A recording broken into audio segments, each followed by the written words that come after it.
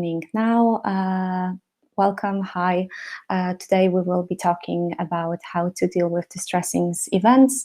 Now, obviously, I will be talking in the context of the war that is happening right now in Ukraine, but hopefully some of the tools and the things that I will talk about will be useful for you in your everyday life. And I do hope that this hour that we're going to spend together will serve as a reminder to take care of yourselves and some of the options that you might have in taking care of yourself. Oh, now I noticed that my application is in a different language, but I think we might be starting. For those of you who are still, I think, joining, again, welcome. My name is Ola. I'm a psychologist, a coach cooperating with Hear Me, and hopefully today I will be able to share some of my knowledge about how to deal with the distressing events. Now, I will be using a presentation that might be also, as we are recording this session, might serve as a reminder later on. I hope to cover a few of the aspects of the situation. Of course, I cannot cover all the perspectives in just 1 hour. So I focused on something, on my approach and what I can give you guys as the tools to help you in your everyday life. But please, if you have any questions, we will have a session at the end of some questions and answer, but you can write them in the chat and you can write them in the dedicated box of the questions. So I will share my screen now, and I think 2 minutes past, if some other people will be joining, then I think we'll be able to still they'll be able to still catch up. Okay, I hope you see my presentation, and I am assuming that you are. So first of all, I kind of wanted to take a moment and ask you, how are you? And we're gonna spend some time here. I would like you guys to really sit in and walk with me throughout this very popular but not really mindful questions. I would like you to kind of take a second to understand, where are you in your thoughts?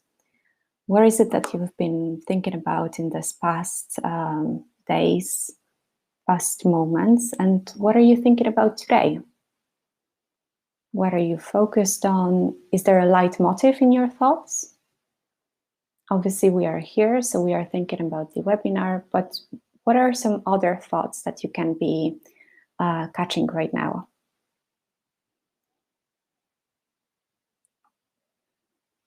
I also would like to invite you to kind of understand, where are you with your feelings?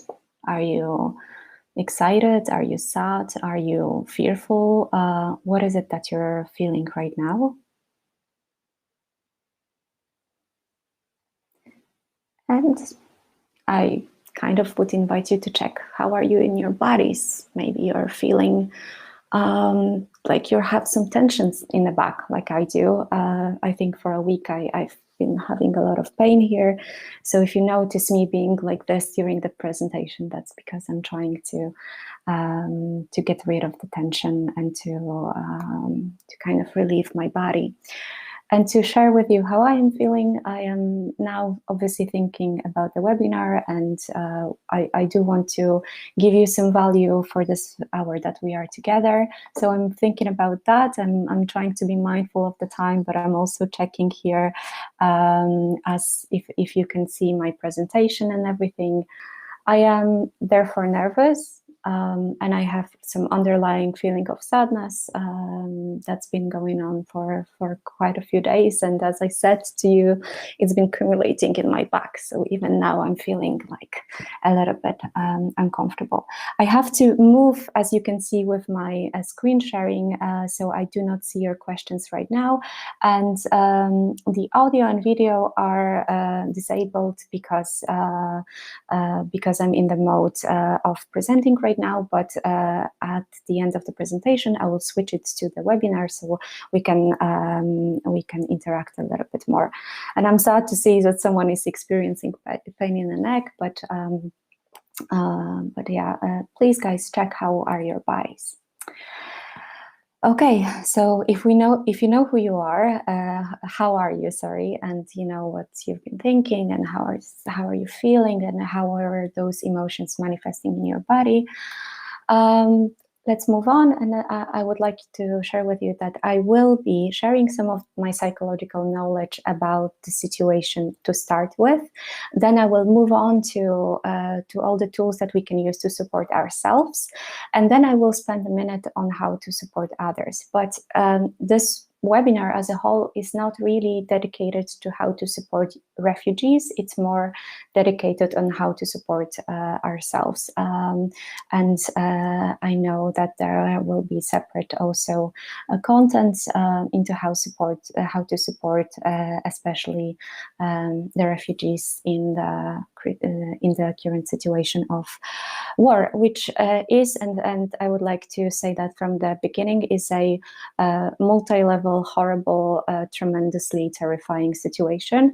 And this is something that I think it's important to say out loud, that the war obviously has a tremendous effect on the people of Ukraine, and we are experiencing horror, and we are looking at people who are experiencing horror.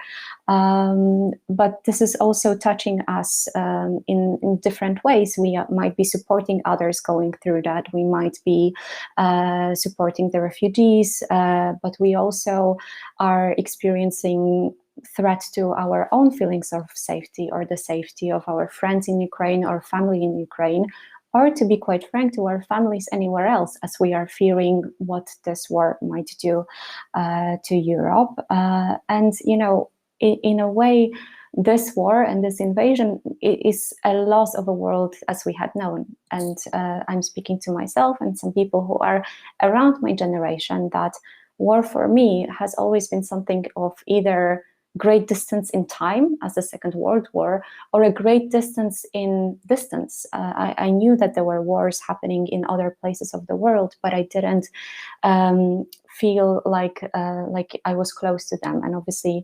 in this aspect, we are experiencing a loss of the peaceful Europe right now with the situations in Ukraine, and this is a horrific, multi-level, obviously, situation that we're dealing with, and watching the terror is obviously doing a lot to our mental health. And now this is something that I really want to stress in this presentation, and I really want to stress, you know, throughout this hour that we're going to spend together, that you might be reacting in a very, very varied way. And reaction to stress is deeply personal. Reaction to crisis is deeply personal.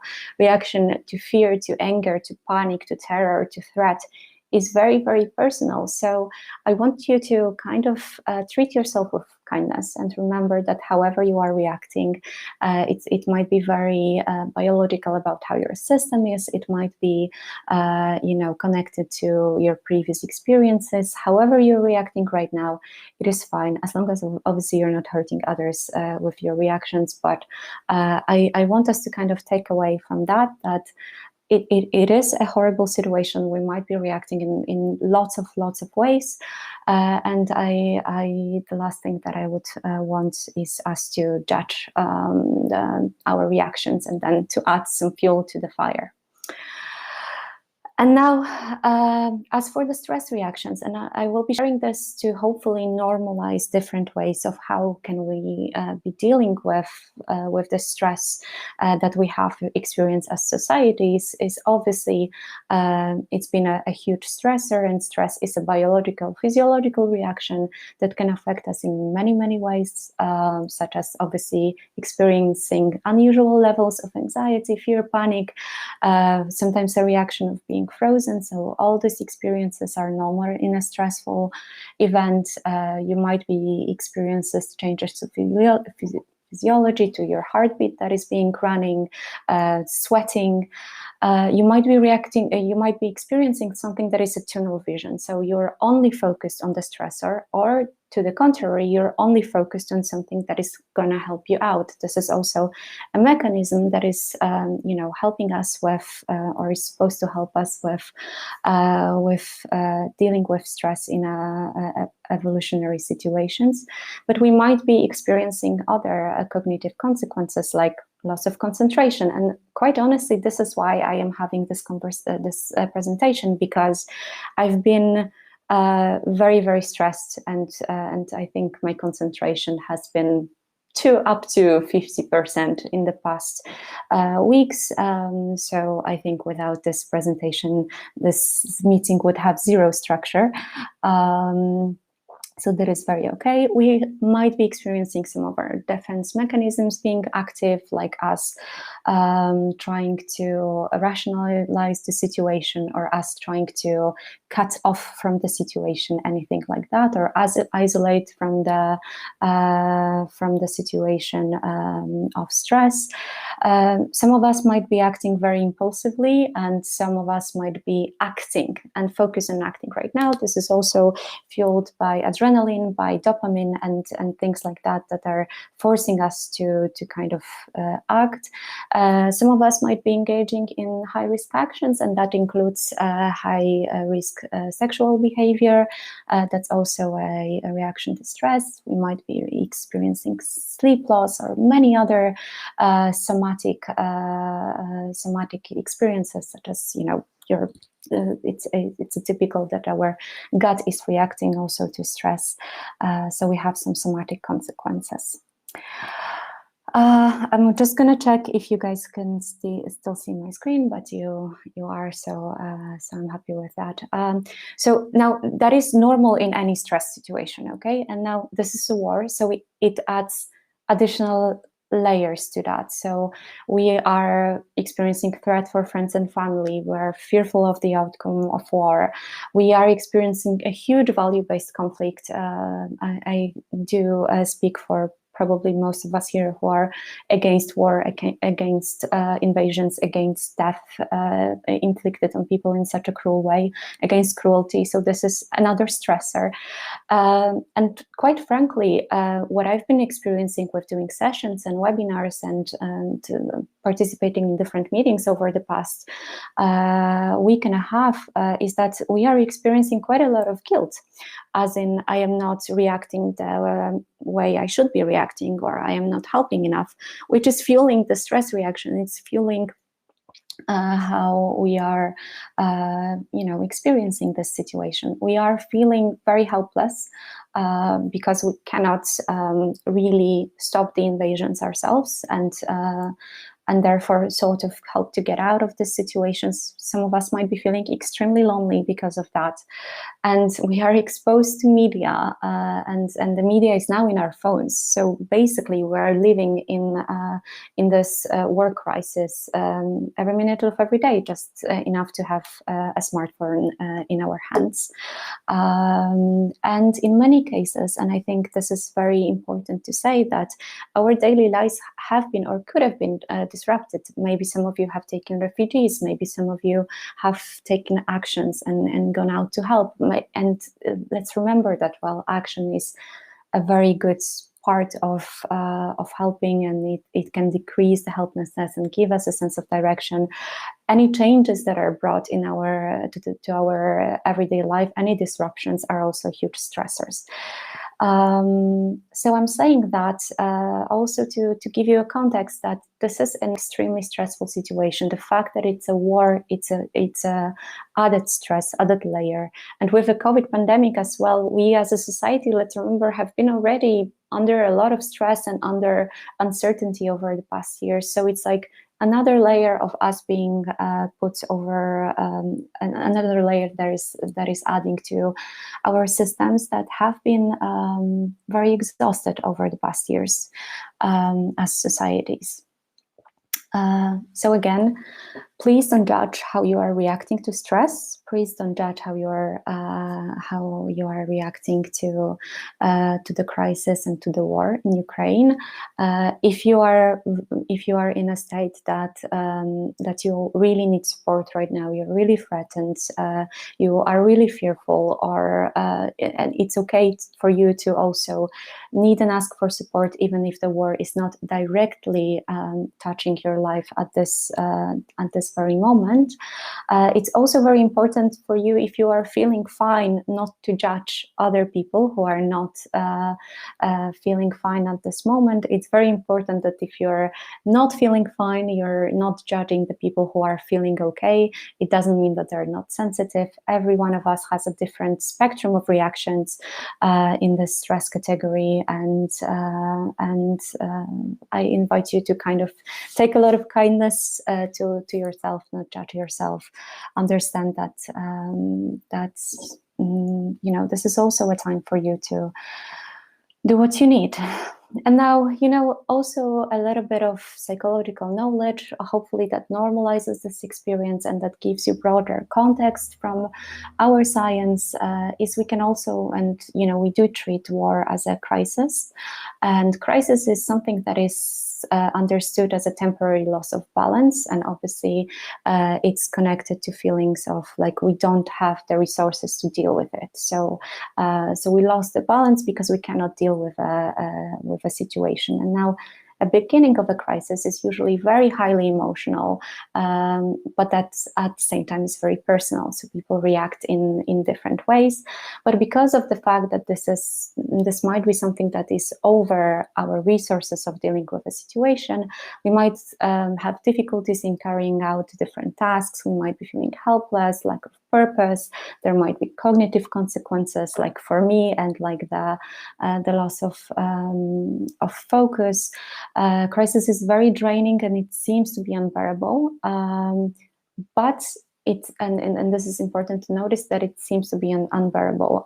It usually is, and it's important to have the second perspective that crisis in psychology and in history and in societies also is seen as something that people can grow from, and this is also including the war crisis and people being treated in horrible ways, and it's a quite well documented observation. So yes, this is right now something that is huge and that is very disrupting and very draining. But in the context of crisis, there is a possibility of not being stuck in crisis, but of growing from crisis. And in psychology, it's when it comes to situational crisis, like we have right now, it's usually said that some improvement can or should happen within the first 6 weeks. And there's different types of crises that we can see. Some of them are personal, some of them are societal, and this is, I think, also to have somewhere in the back of our head that while we might not be in the personal crisis right now, and we might be okay with dealing with the situation, the society is in a crisis, and it might be us in neighboring countries. If in Ukraine, I'm Polish, so I'm speaking from that perspective. It might be obviously the country of Ukraine and the nation of Ukraine is experiencing a societal crisis. So let's be mindful of that different perspective. There's also different types of crisis. It might be a situational, let's say, one-off crisis, and there might be a chronic crisis that is going on for a longer period of time. And the reason why I'm saying that is because sometimes, especially when we are in a crisis and and it's stretching in time, there might be one stressful situation that will push us over the edge towards the sort of chronic crisis experience, and it's important also to have that context of exhaustion of our mental energy, and something that we should have in our mind. But there's other crises in psychology, such as developmental crisis and existential crisis, as you know, and developmental crisis as something that those of you who are parents might know is a moment when a child is doing the sort of developmental jump, and it's characterized by first a regression and taking a step back, but then if the child is given enough support in the moment of crisis, it usually is continued by the sort of development jump. And I'm saying this because a lot of crises have similar trajectories, and this knowledge can maybe help us in understanding as well what we are experiencing. So the reason why I shared all that is I want you to have a little bit of context from psychology that we are right now reacting to stress, we are reacting to crisis. We might be reacting in a variety of ways, and I really, really, really invite you not to judge them and not to judge yourselves.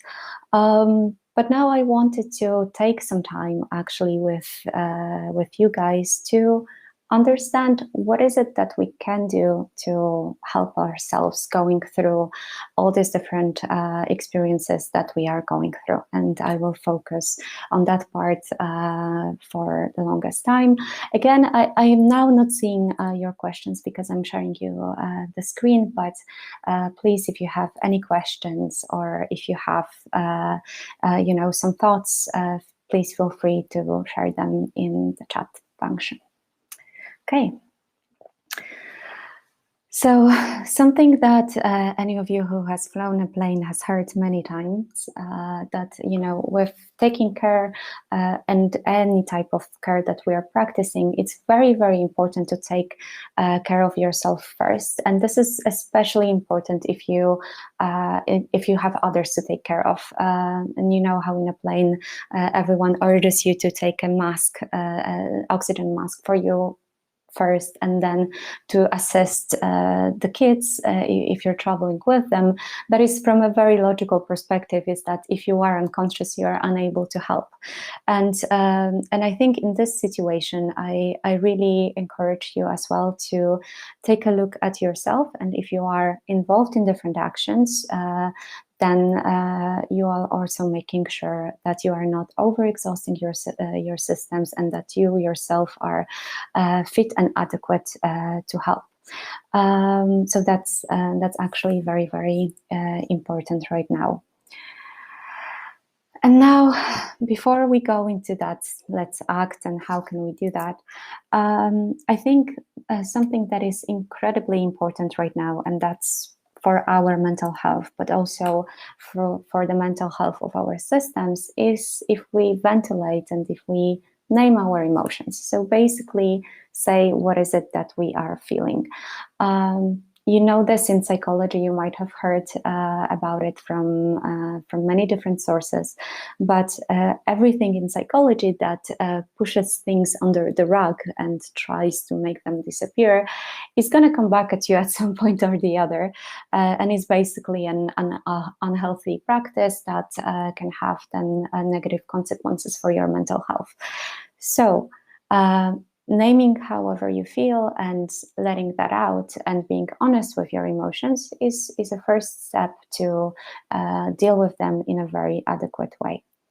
And now something to really, really, really remember is that stress is not an emotion. We tend to generalize everything and feeling like and say that, oh, I'm so stressed. I'm stressed.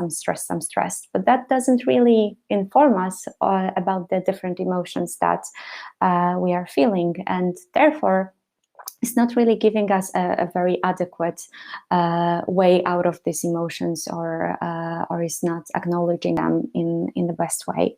For example, my stress has been connected with a huge grief and a huge feeling of loss over the people that are fighting in Ukraine. It's been connected with the feeling of threat that I have from my friends there. I've been experiencing tremendous levels of anger and frustration. I think that that is also important to notice that anger is is a very adequate emotion in that situation. That does not mean that we are aggressive. It might just mean that we are angry.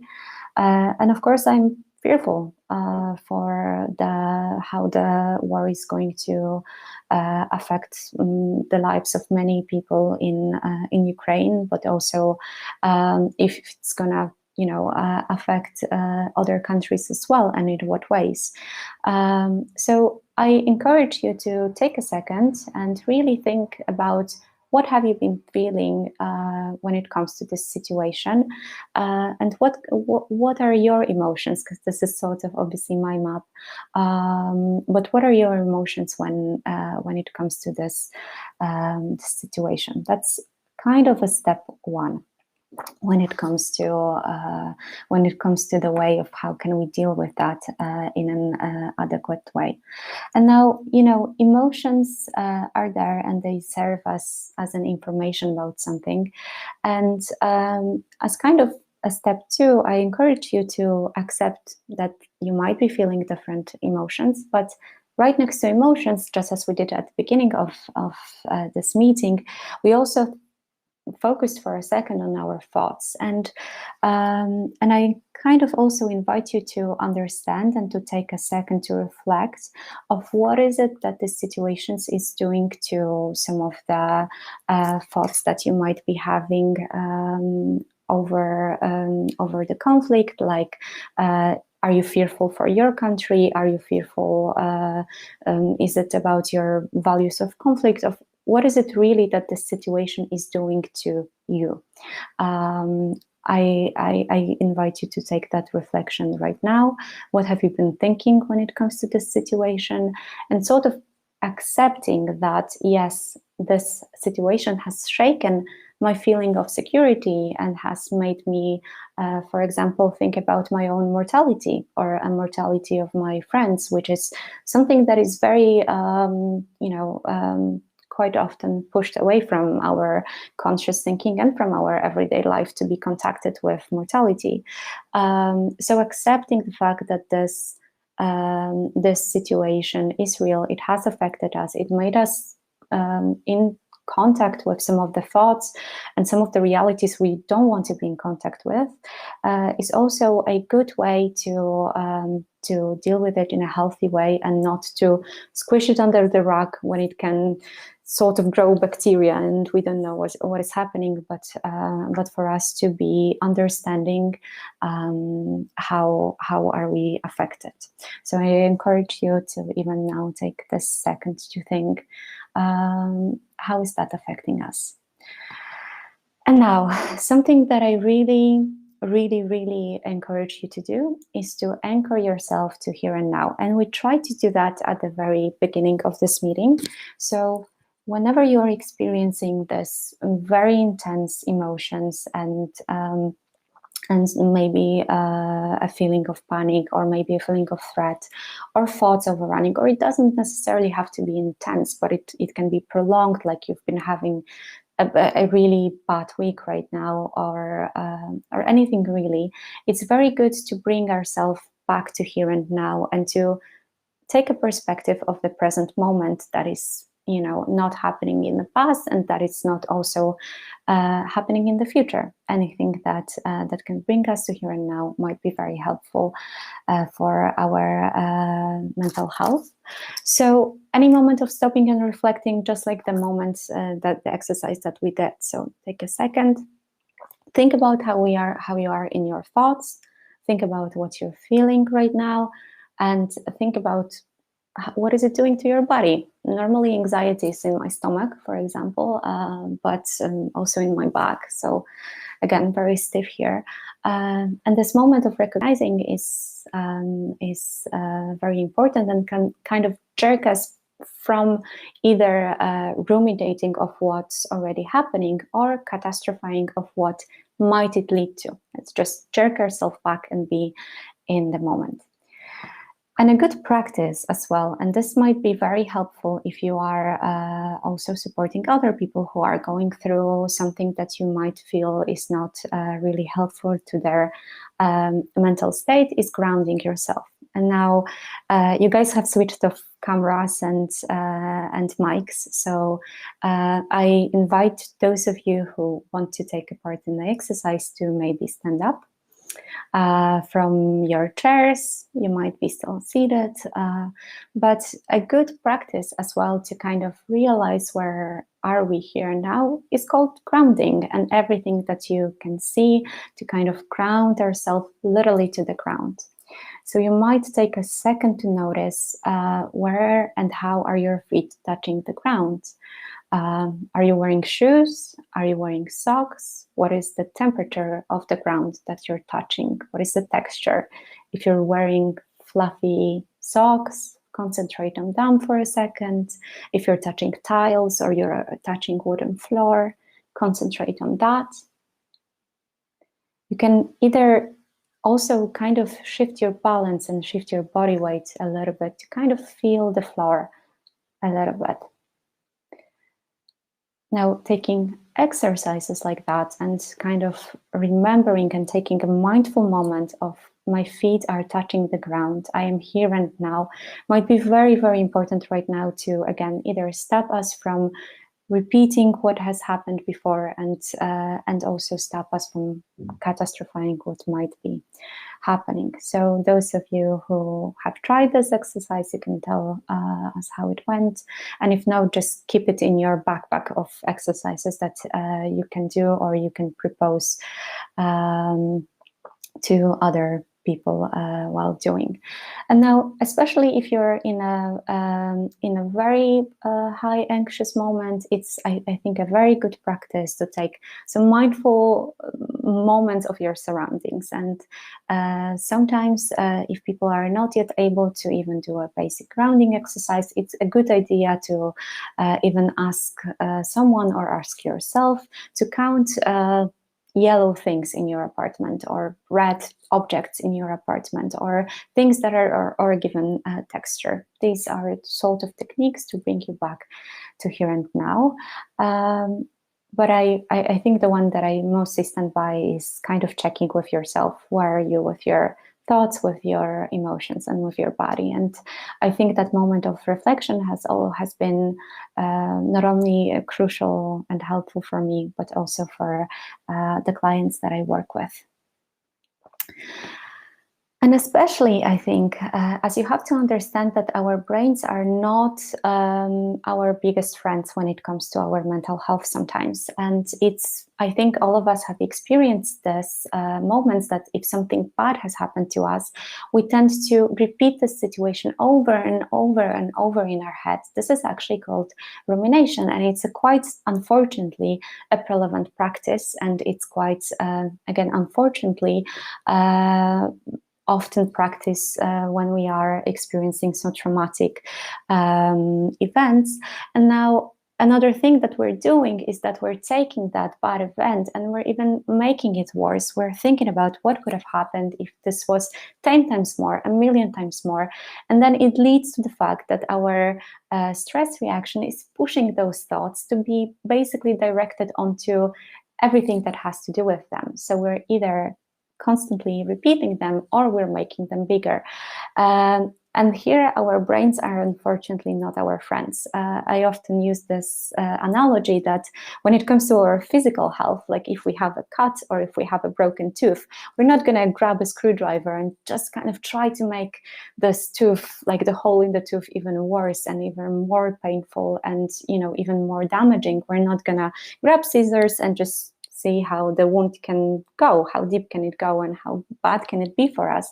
But when it comes to our mental health, sometimes our reactions are literally just that, are the screwdrivers or are the scissors that are unfortunately can make us feel a little bit worse or a lot worse about the situation and can be re-traumatizing. So anchoring yourself to here and now and taking some mindful moments, or in some instances planned distraction, so jerking yourself from that and forcing yourself to distract yourself with some Netflix might be a good idea, although actually engaging in these distractory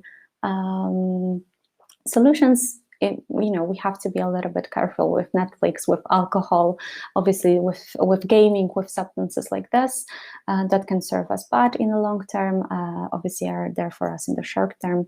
But whenever you are experiencing this events of either rumination or catastrophizing, try to jerk yourself off and try to contact yourself to here and now, have some mindful moment of what is happening here, which is, if you look at the outside of the window, that you are safe, that you're in your room, that you're in your apartment, that you have someone you can hug, that you can have something you can anchor to. And this is quite crucial. And so is breathing. And I think this is one of the best ways that we can help ourselves with, and is to do some breathing.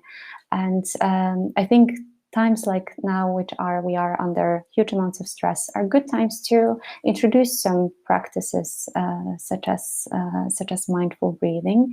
And I assume some of you guys already know the breathing by 4. But to those of you that know, that don't, I would like to introduce this technique. It's called the count to 4 breathing. And I would invite you to try it now. What you can do, you can close your eyes, you can keep them open. I will count to 4, and for the first 4 counts, let's do an inhale, then let's hold the breath for 4 seconds, then let's do an exhale, also counting for 4, and let's hold the breath for 4 seconds. And we can try this 2 rounds of breathing. I will count, so I cannot breathe and count at the same time, but I will happily guide you through this. So if you are ready, let's take an inhale, starting 1, 2, 3, 4, and hold, 2, 3, 4. Now exhale, 2, 3, 4, and hold, 2, 3, 4. Let's inhale, 2, 3, 4, and hold, 2, 3, 4. Exhale, 2, 3, 4, and hold, 2, 3, 4. This is a very simple breathing exercise, but there's many other calming breaths. There's also a very popular calming breath and the different breathing techniques that is called the 4-7-8. And those of you who are experienced with mindfulness, meditation, conscious breathing, yoga, you might know these breaths. And I really encourage those of you who are not aware of them to introduce them in your daily practice right now. Breathing is an extremely fantastic way to calm your nervous system. It's actually one of the few very conscious exercises that we can input in our daily life to sort of calm the autonomous nervous system and to influence it over. And if you're like me, which some of you might be, and you hate doing these things alone, or you don't know how to, you don't know the techniques, you're not really sure where to start, this is a good time for you to go to YouTube, find some, guided breathing practices. You can install an app such as Calm or Oak, and some breathing exercises there are for free. So you can introduce that in your daily life to sort of take care of your mental health, as we all need that right now. Another thing that I will really guide you to is connecting with others. And now this is something that is extremely crucial now, as finding support in whatever it is that we are experiencing is an incredible solution for keeping us in a healthy mental state. It can bring tremendous relief of our anxiety, but it can also bring moments of joy, and we can normalize each other. If one person is panicking, then another person listening to that might share a different perspective, being like, oh, I don't really think about it right now. and that perspective sharing is basically normalizing the events for many people. We can normalize our experiences, but we can also normalize our emotions, as we discussed earlier, that it's important to name our emotions and to differentiate them from stress reaction. It's a good idea to share them with others, and it can bring lots and lots of relief. And on the other side, staying alone in whatever it is that you're experiencing, and however it might manifest, because it can manifest in different ways, loneliness can now fuel our anxiety, can make us feel even more isolated. It fuels our feel, it fuels our guilt. So it's important to take that step right now to connect with the people that are close to you. And now, a good tip is that let your support system know what you need from them. For example, I have let my partner know that I need at least hours in a day without any news, because exposure to them makes me feel very triggered. And I kind of don't want that conversation. And it happened to me that I called my friend and she said, listen, I know that this is a horrible situation, but I really need us to focus on something else for 1 hour. If this is something that you need from your support system, it's okay. And it's good to let them know what is it that you actually need. It's a good idea to touch, and now the touch has to be consensual, of course, but if you can bring some relief to your nervous system by hugging a person, a dog, yourself, by doing the butterfly hug technique, which is kind of like that, which is really calming. And it's a good idea right now, if your body stands, to bring relief through either massage or self-massage. When I was going through my personal crisis in my life, I actually had massage booked, I think every week, and physiotherapy that helped to relieve the tension. And it was actually, in looking back at the steps that I have taken at this very moment, a very good way for me to bring this moment of relief and from the relief of physical pain. Now, I will obviously direct you to sports and everything that you can do to take care of your body. Now is the time. Sport will decrease the level of cortisol that we are having, so it will act like a natural antidepressant. I would be a little bit more mindful maybe and choose some of the practices that have calming effects, such as in yoga, for example, when the practice is really calming down our nervous system. And if you do want to take care of your body, and I think this is also a good idea to do, it's now it's kind of the time to try relaxation techniques. And again, I would maybe direct for you to either YouTube or Schultz or Jakobson to try the guided relaxation techniques that can help us relieve the tension from your body. It's a good idea right now to try anything that can relieve, obviously, any tension that we might have. Any connection with nature, as we're going through the list, is very crucial. It might be our mindful distressor, and just a tip from me is to take a friend that will act again as your support system, as a normalizer for your emotion, like that will be the space to outlet whatever you're feeling or experiencing, but can also serve as a time without our phone, which are very crucial right now. Let's remember that for our brains, there's no really difference between what we're seeing on the phone and the perceived danger and the stress reaction that we might have. This is why those videos and the news that we might watching might be very triggering for us and might cause us great stress. So it's important right now that we take very mindful use of our devices. And I'm not saying like leave them forever. I have to work with my smartphone as well, but it might be a good idea right now to play with these notifications, to switch off the phone or some notifications for hours when you have the time to kind of go back to your normal life, and not fall into traps of doom scrolling. I don't know if you have heard, but this is also an effect that we are trapped in this rumination also, and we're trapped in the negative cycle of news, and we look for more and more and more of them as they are sucking us in. And then it's hard to get out of that cycle, which obviously has an instant effect on our mental health. So it's important to prevent this from happening and to take mindful moments of not allowing it to happen.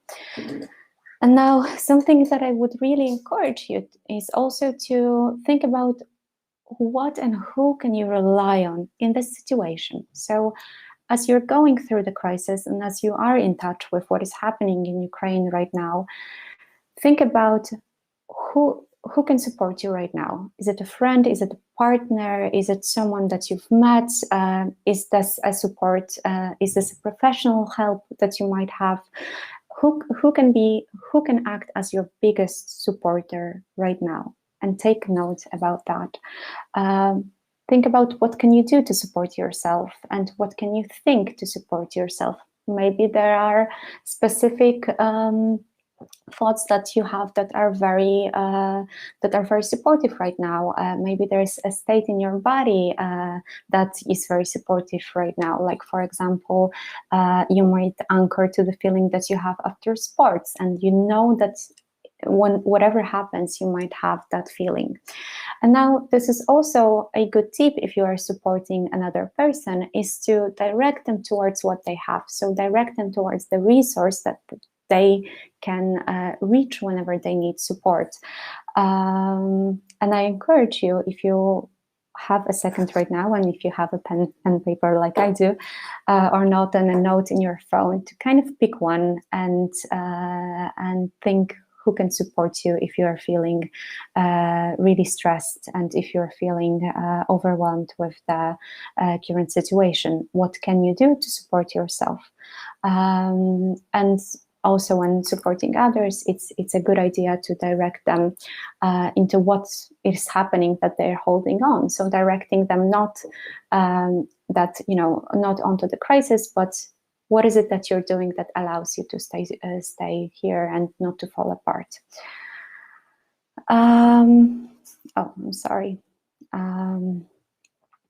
And this is very important. Yes, let's act. Acting is a great way to combat helplessness, can restore our sense of meaning and direction.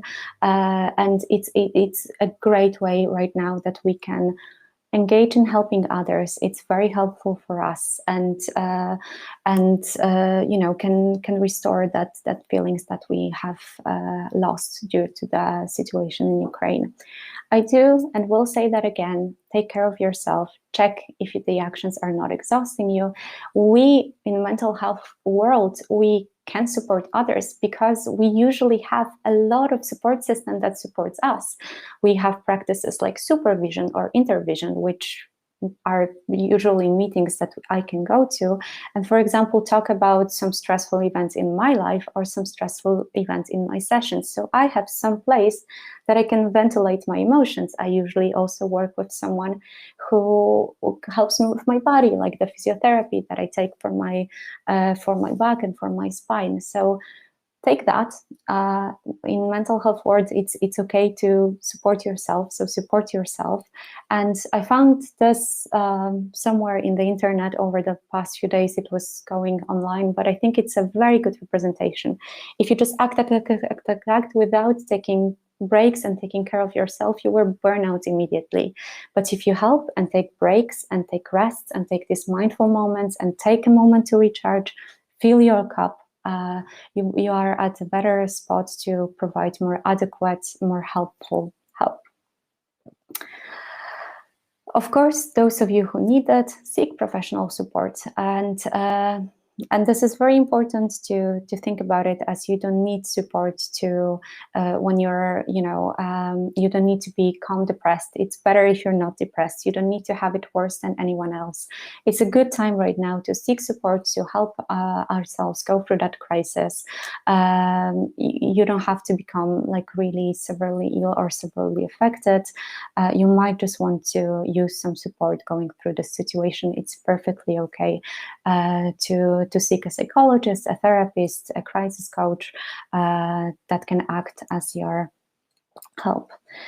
And now this is something that is That is quite hard for me actually as well to achieve, but I'm really trying. This is me. I think a couple of days ago when I was actually going through a hard moment, and I went to do some sports and took this picture afterwards because I felt really recharged and really connected to the nature and really here and now. And what I really want to say today is that it's very, very, very important to make space for happiness, to make space for joy, to feel positive emotions and not feel guilty over them, to have a good week overall, and to make space for this positive emotions in the horror that we're experiencing, because without that we are basically gonna fall apart, and we need to stay strong for ourselves and for other people that that we're gonna be supporting. So make space, make mindful space for that joyful moments, and try to live in a way and try to direct your thoughts towards life, even though obviously war directs a lot of our thoughts and a lot of our thinking towards death. But making this kind of like anchoring physical change in our thinking and directing it in a different way can really be a great source of energy. And remember, we have to fill the cup in order to later live. The last couple of minutes when supporting others, as we said before, don't judge what they're going through. Listen, create space to ventilate emotions, ask for that space if you need support. Be honest and empathetic towards people that you're supporting. That also is connected to children and teenagers. Obviously, these groups are different. When supporting them, it's important not to lie, but also to adjust whatever you are saying to their age and to their cognitive abilities, as we don't want to install panic or anxiety in others. And now something very, very, very, very crucial. If you are supporting other people who are having it worse, maybe you are supporting refugees that have come into your house and to your families, remember that these people might not always have a full access to all the resources and even access to something like kindness. They might seem rude, or they might seem whatever there might be, because their bodies have been through shock. So if you are seeing that a person is feeling very lost and that crisis have taken them to the sort of freeze reaction, our role as supporters is almost to act as their frontal lobe. Let's remember that stress is really, really hugely reacting on our frontal lobe, which is responsible for strategizing, making decisions, planning, things like that. So if you're supporting a person that is in that state, let's first of all remind them about the very basic needs, such as you need to eat at a certain hour, you need to wear the jacket, you need to go to sleep because now it's the time to sleep. When people are hugely distressed, they might not be necessarily in contact with their needs, and guiding them towards the basic needs and guiding them towards others, toward their bodies is a huge step in that. And please also don't judge. It might be that they are going through something that is very unspeakably devastating, and they might not necessarily have access to everything that they would have access to in normal life. A reminder at the very beginning of that, I'm doing whatever I can, and I don't want to judge it. Okay, I will stop sharing the screen. So I am here with you now, and please let me know if you have any questions, then I will be happy to answer them. I think that we can share, I will change the mode of the meeting, and now if you have any questions, I will be very happy to answer them too. You can ask the questions in the chat, but you can also ask them in unmute yourself and ask them normally.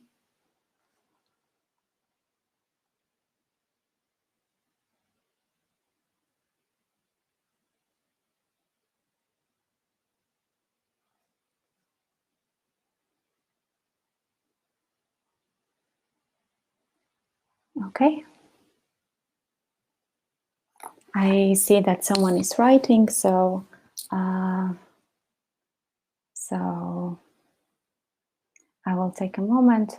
Whoever wants to ask any questions, I will be happy to answer the best way possible.